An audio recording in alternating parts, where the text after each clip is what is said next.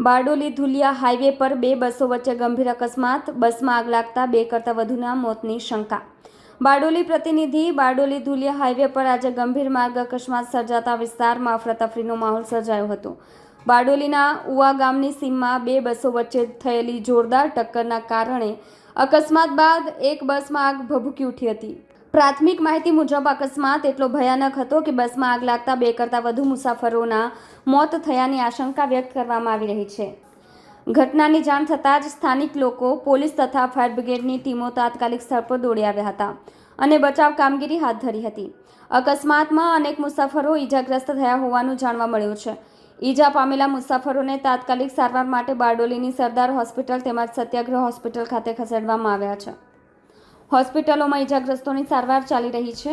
Police દ્વારા અકસ્માતના કારણોની તપાસ શરૂ કરવામાં આવી છે।